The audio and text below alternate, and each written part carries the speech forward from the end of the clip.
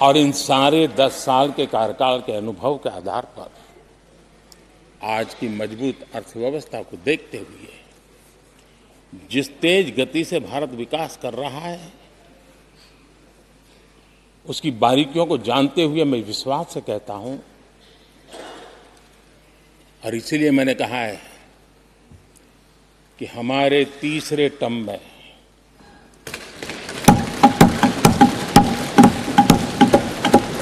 भारत दुनिया की तीसरी बड़ी आर्थिक ताकत बनेगा।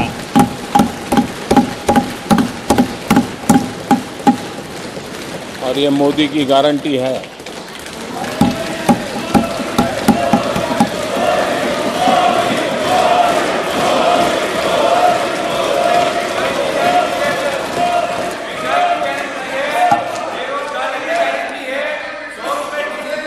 माननीय अध्यक्ष जी, इनको पहले मौका नहीं दिया था क्या?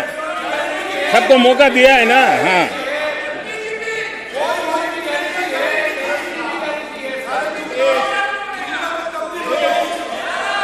आदरणीय अध्यक्ष जी,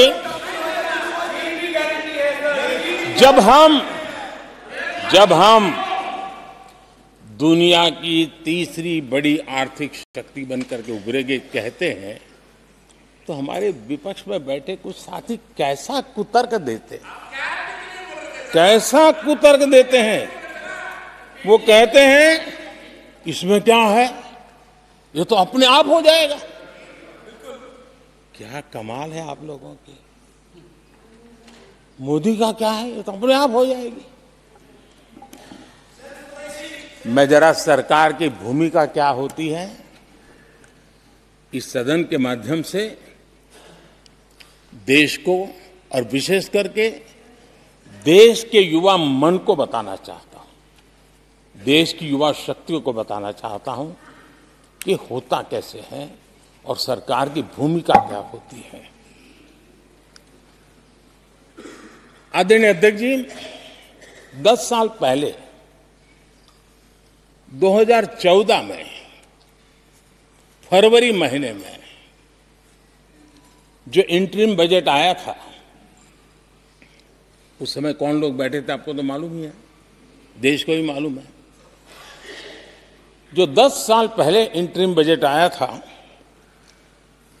उसे पेश करते समय उस समय के वित्त मंत्री ने जो कहा था, मैं उसको कोट कर रहा हूं,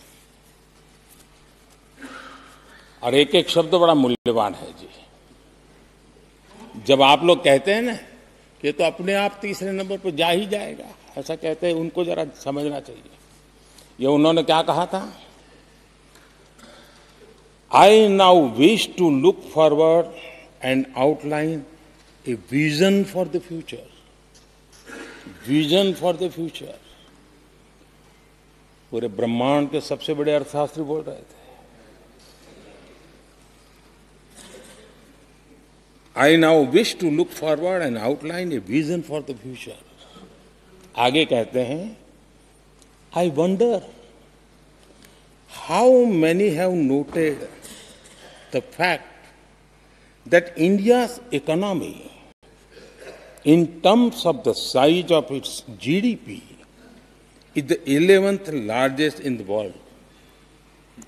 यानी 2014 में 11 नंबर पहुंचने पर क्या गौरवगान होता था। आज 5 पर पहुंच गए और आपको क्या हो गया, क्या हो गया। आदरणीय अध्यक्ष जी, आदरणीय अध्यक्ष जी, आदरणीय अध्यक्ष जी, आदरणीय अध्यक्ष जी, आदरणीय अध्यक्ष जी, आदरणीय अध्यक्ष जी, मैं आगे पढ़ रहा हूं। गोगोई जी, थैंक यू, आपने अच्छा कहा। मैं आगे पढ़ रहा हूं, ध्यान से सुनिए साथियों, ध्यान से सुनिए। उन्होंने कहा था is the 11th largest in the world. बड़ा गौरव का बात था। There are great things in the store. आगे वो कह रहे हैं, there are great things in store. फिर आगे कहते हैं, there is a well-argued view that in the next 3 decades, India's nominal GDP will take the country to the 3rd rank after the US and China. उस समय ये ब्रह्मांड के बड़े अर्थशास्त्री कह रहे थे कि तीसरे नंबर पर 30 साल में हम पहुंच जाएंगे। 30 साल।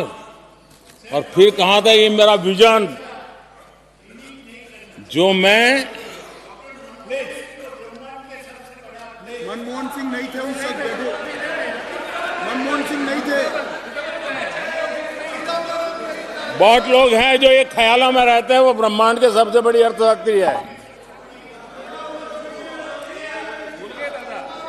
ये लोग 2014 में कह रहे हैं और विजन क्या देखते हैं 2044 यानी 2044 तक तीसरी अर्थव्यवस्था की बात।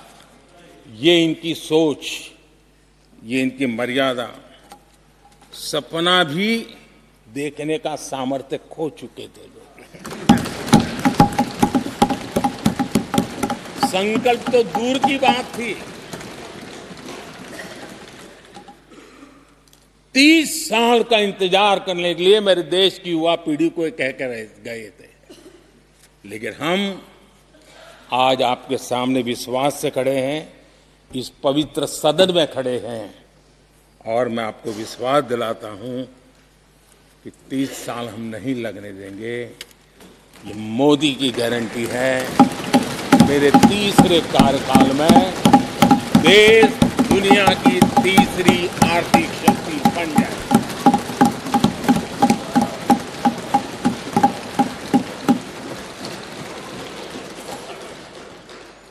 कैसे लक्ष्य रखते थे, उनकी सोच कहां तक जाती थी, दया आती है।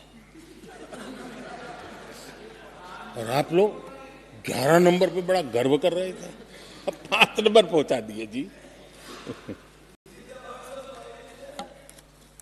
लेकिन अगर 11 पर पहुंचने से आपको खुशी होती थी तो 5 नंबर पहुंचने पर भी खुशी होनी चाहिए।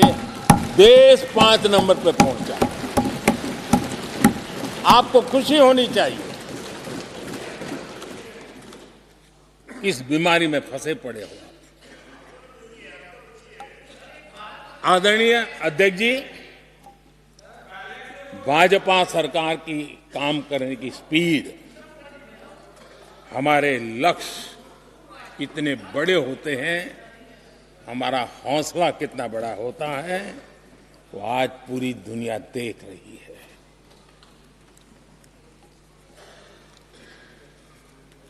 और आदरणीय अध्यक्ष जी, एक कहावत है हमारे उत्तर प्रदेश में, खास ये कहावत कही जाती है, 9 दिन चले 2.5 कोस।